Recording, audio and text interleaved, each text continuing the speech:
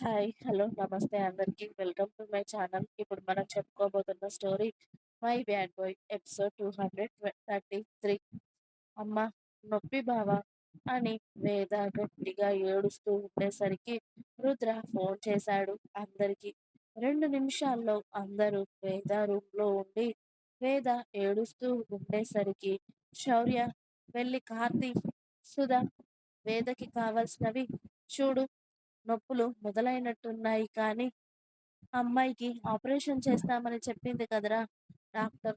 నొప్పులు వస్తున్నాయి రుద్ర, త్వరగా పట్టుకో, వేదని తీసుకెళ్దాం అని మీనాక్షి గారు వేదని గట్టిగా పట్టుకొని త్వరగా తీసుకురా నాన్న అని మీనాక్షి గారు కూడా కోడలు ఏడుపుకి ఆవిడ కూడా ఏడుస్తూ ఏం కాదమ్మా, ఏం కాదు, ఎన్ని నెలల నుండి నీ కొడుకు కోసం నీ కష్టం నేను చూస్తూ ఉన్నా. నీ కొడుకు ఇంకా కొన్ని నిమిషాల్లో నీ దగ్గరికి వచ్చేస్తాడు తల్లి, సరేనా? ఏడవకూడదమ్మా, తగ్గిపోతుంది అని ఆవిడ కూడా ఏడుస్తూ కోడల్ని ఓదారుస్తూ ఉంటే అక్కడ ఉన్న ప్రతి ఒక్కరికి కాళ్ళు చేతులు వణుకుతూ ఉన్నాయి.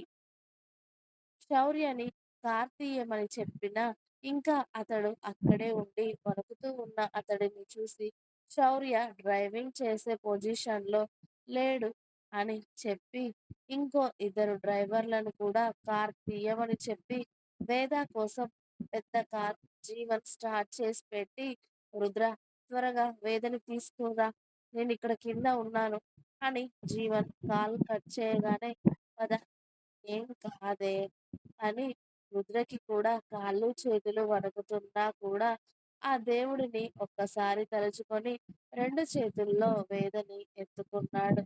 అక్కడ ఆమె ఏడుస్తున్న ప్రతిసారి ఒక్కొక్కరి ప్రాణాలు పోతున్నాయి.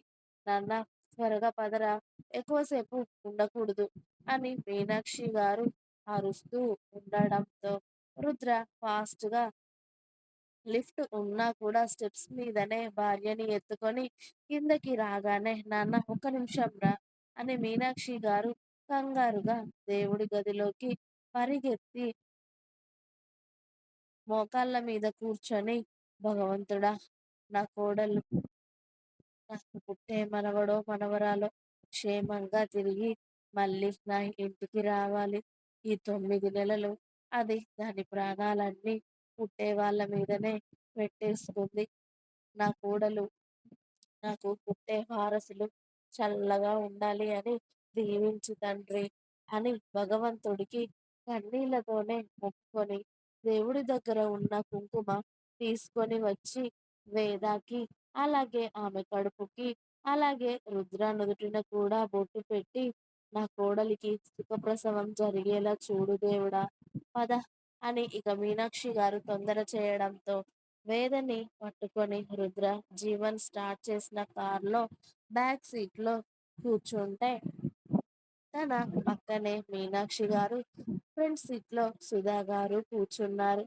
ఇక మిగతా 2 కార్లలో ఇంట్లో ఉన్న వాళ్ళందరూ హాస్పిటల్కి స్టార్ట్ అయ్యారు.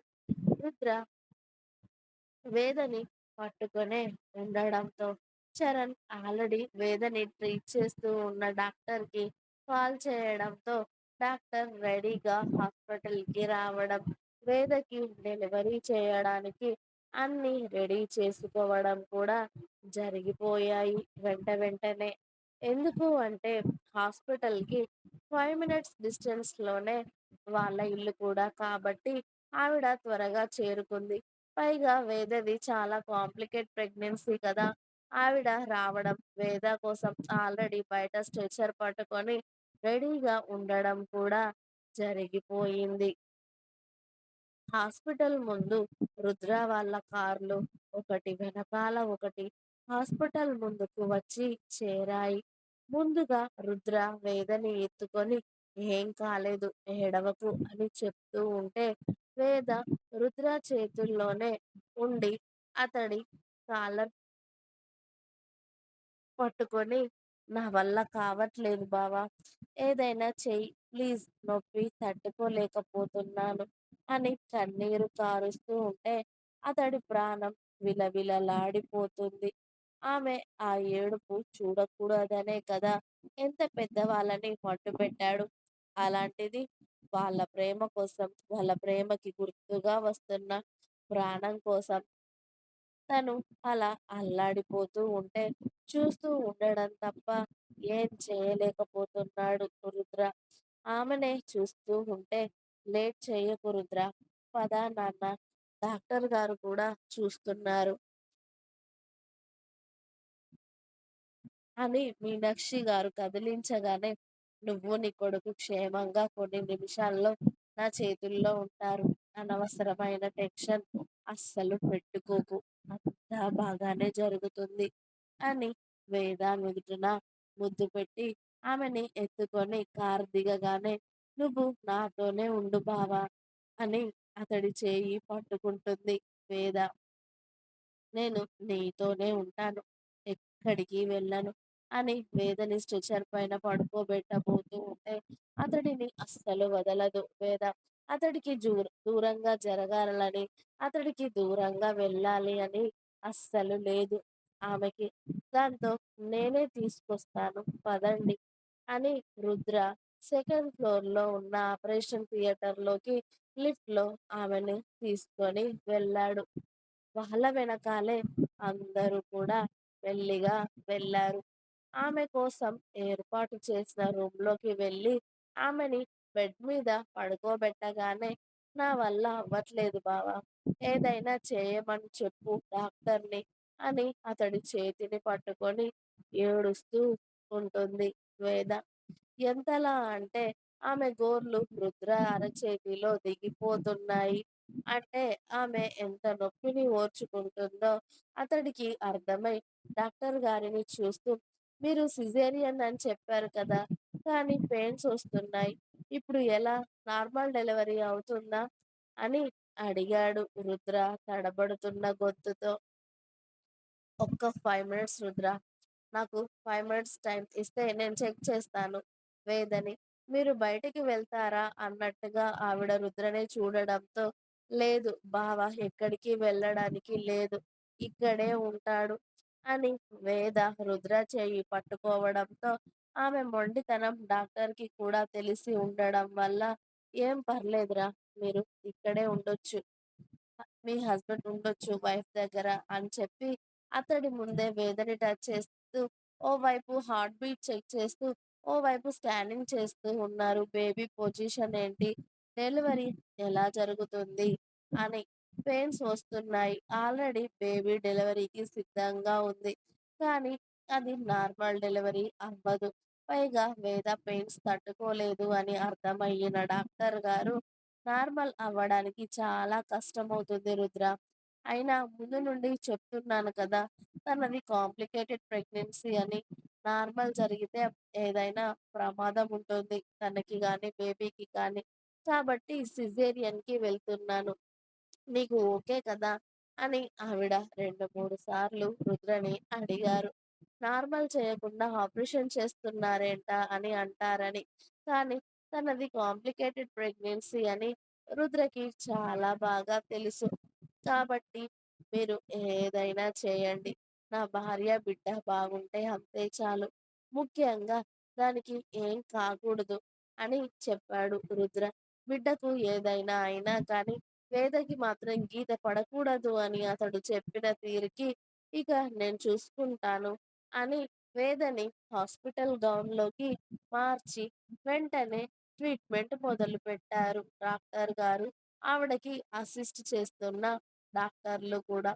ముందుగా ఆమెకి ఒక టాబ్లెట్ అలాగే ఇంజెక్షన్ వేయగానే ఆమెకి కాస్త పెయిన్ తగ్గగానే ఆమె బీపీ చెక్ చేసి హాఫ్ అన్ అవర్‌లో అన్ని టెస్టులు చేసి బీపీ నార్మల్ అయ్యేంత వరకు రుద్రని ఆమెని కన్సోల్ చేయమని చెప్పి, ఏం కాదు 5 మినిట్స్ ఓర్చుకున్నావు అంటే నీ కొడుకు నీ దగ్గరికి వచ్చేస్తాడే. 9 మంత్స్ అవుతుంది కదా! నీ కొడుకు ఎప్పుడు వస్తాడా? వాడు నా సైడే ఉంటాడు. నీ సైడ్ ఉండడు అని నన్ను చంపావు కదా! ఇప్పుడు వాడు రాబోతున్నాడు నీ దగ్గరికి. వాడి మమ్మీని, వాడి డ్యాడీని చూడబోతున్నాడే నీ కొడుకు. నా కొడుకే వస్తున్నాడు. నా కొడుకే వస్తున్నాడు. నాకు చూపించమా మరి వాడిని? వాడు వచ్చేటప్పుడు నువ్వు ఇలానే ఏడుస్తూ ఉంటావా? అని రుద్ర అన్నాడు. ఏడవను అన్నట్టుగా కింది పెదవిని ముందుకు పెట్టి తల అడ్డంగా ఊపుతుంది వేద. కదా! నా దక్ష స్ట్రాంగ్ కదా! రుద్రగాడి వైఫ్ అంటే ఎలా ఉండాలి? ఇలా ఏడుస్తారా? వాడికి గ్రాండ్ వెల్కమ్ చెప్పాలి. ఓకేనా? అని రుద్ర ఆమెకి మాటలు చెప్తూ ఉంటే, ఆమె బీపీ నార్మల్ అవ్వడం చూసిన డాక్టర్లు సైగ చేసుకొని వేదని మెల్లిగా లేపి బెడ్ మీద కూర్చోబెట్టి, ఆమె తల ఆమె మోకాళ్ళ కింది వరకు వచ్చేలాగా వంపి, ఆమె వెన్నుకి ఇంజెక్షన్ వేస్తూ ఉంటే ప్రాణం పోయినట్టుగా అయిపోయింది వేదకి. కానీ తన బావ చెప్పిన మాట తలుచుకొని ఆమె నొప్పిని అంతా కళ్ళల్లోనే భరిస్తూ ఉంటుంది. అంత పెద్దగా ఇంజెక్షన్ని భార్యకి అతడి ముందే ఇస్తూ ఉంటే పిల్లల్ని కనాలి అంటే ఇంతలా జరగాలా అని వేదకి జరుగుతూ ఉన్న ప్రతి ఒక్కటి కూడా రుద్ర కన్ను ఆర్పకుండా చూస్తూ ఉన్నాడు. ఇంజెక్షన్ వేయగానే స్ప్రింగ్లా బెడ్ మీద పడుకోబెట్టి ఆమె శరీరాన్ని చిన్నగా టచ్ చేస్తూ పెయిన్ ఉందా లేదా అని చెక్ చేస్తూ షార్ప్‌గా ఉన్న సీజర్‌ని గుచ్చుతూ నొప్పిగా ఉందా లేదా అని చెక్ చేస్తూ ఉంటే లేదు అని చెప్తూ ఉంటుంది వేద రుద్రని. ఇక ఆమెకి పెయిన్ ఏమీ లేదు అని చెప్పాక డాక్టర్ గారు రుద్రని ఒకసారి చూసి వెంటనే ఆమె పొట్టని చిన్నగా కోయడం స్టార్ట్ చేయగానే ఆ షార్పుగా ఉన్న నైఫ్ వేద పొట్టని చీల్చగానే రక్తం ఉవ్వెత్తున ఎగిసిపడినట్టు పైకి ఎగిసింది. కానీ రుద్ర గట్టిగా కళ్ళు మూసుకొని తెరిచాడు. అలా కొన్ని లేయర్లు వేద పొట్టని కోసాక లోపల ఉమ్మనీటిలో దాక్కున్న అతడి రక్తాన్ని అతడి ప్రేమని వాళ్ళ రక్తం పంచుకొని పుట్టబోతున్న వాళ్ళ ప్రాణాన్ని చూడగానే మొదటిసారి బాడీ షేక్ అయిపోయింది. వణుకు వస్తుంది. ఆమె బొజ్జలో దాగున్న బుజ్జోడిని అలా చూస్తాడు అని అతడు ఎప్పుడూ అనుకోలేదు. ఆ రక్తం మధ్యలో అతడి బేబీ. అది చూడగానే ఆటోమేటిక్‌గా రుద్ర కళ్ళల్లో కన్నీళ్లు నిండుకున్నాయి. కానీ అవి బయటకి రానివ్వలేదు అతడు. ప్రాసెస్ అంతా జరిగిన తర్వాత మెల్లిగా ఆమె బొజ్జలో దాగున్న పొట్టోడిని బయటకి తీయగానే ఉమ్మనీరు అంతా పోయి తెల్ల తెల్లగా అలాగే ఆమె రక్తంతో నిండిన వాడిని అలాగే ఆమెతో కలిసిపోయి ఉన్నవాడి బొడ్డు తాడిని చూడగానే తల్లి బిడ్డ అనుబంధం అంటే విడదీయరానిది అని ఇందుకే అంటారేమో అని రుద్రని చూసి డాక్టర్ గారు సిజర్ రుద్రకే ఇచ్చి బొడ్డు తాడు కట్ చేయమని చెప్పగానే వాడికి అతడి చేతులతోనే రుద్ర సక్సెస్ఫుల్ గా బొడ్డు తాడు కట్ చేయగానే ముందుగా బుడ్డోడిని క్లీన్ చేయకుండానే వేద గుండెలపై వేసి వేద అని డాక్టర్ గారు పిలిచారు. ఆమెకి ఏం చేస్తున్నారో తెలియట్లేదు, పెయిన్ తెలియట్లేదు. కానీ ఆమె పొట్టను అటూ ఇటూ లాగుతూ ఉన్నట్టుగా అవుతూ ఉంటే మెల్లిగా ఎవరు పుట్టారో చెప్పుకో నీకు అని ఆవిడ నవ్వుతూ ఉన్నారు.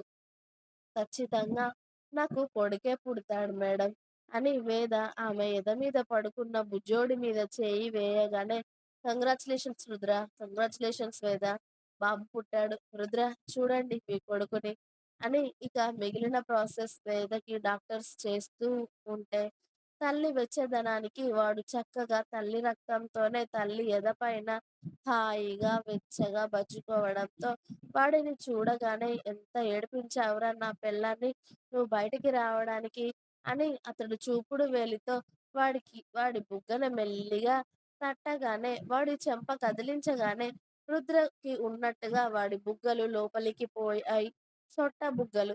అది చూడగానే రుద్రకి ఆటోమేటిక్ గా నవ్వు వచ్చి నీ కొడుకుకి కూడా నాలాగే సొట్ట బుగ్గలు రావాలి అని కోరుకున్నావు కదా, వచ్చాయి అని రుద్ర చెప్పగానే బావా నిజంగానా అని అరిచింది వేద. వేద నీకు ఆపరేషన్ జరుగుతుంది. అలా అరవకూడదు అని డాక్టర్ గారు కాస్త గట్టిగా చెప్పగానే ఎల్‌కేజీ స్టూడెంట్‌లా ఓకే మేడం అని వీడెలా ఉన్నాడు మేడం అని అడిగింది వేద ఆమె కళ్ళకి క్లాత్ పెట్టడంతో. ఆమె వాడిని చూడాలి అనుకుంటుంది అని చెప్పి రుద్ర వేద కళ్ళకి ఉన్న క్లాత్ తీసేసి చూడవే అని చెప్పగానే వేద కళ్ళు తెరిచి కిందికి చూడగానే తెల్లగా ఎర్రగా కనిపిస్తూ ఉన్న కొడుకుని చూసి నా కొడుకు బావ అంటుంది కన్నీళ్లతో వాడిని మొత్తం తడుముతూ. ఇంకా ఉంది. మీకు నా స్టోరీస్ నచ్చినట్టయితే ప్లీజ్ లైక్ చేయండి, షేర్ చేయండి. అలాగే ఛానల్‌ని తప్పకుండా కొత్త వాళ్ళందరూ సబ్స్క్రైబ్ చేయండి. Please subscribe my channel. Thanks for watching my video. By by. Please like, share and subscribe.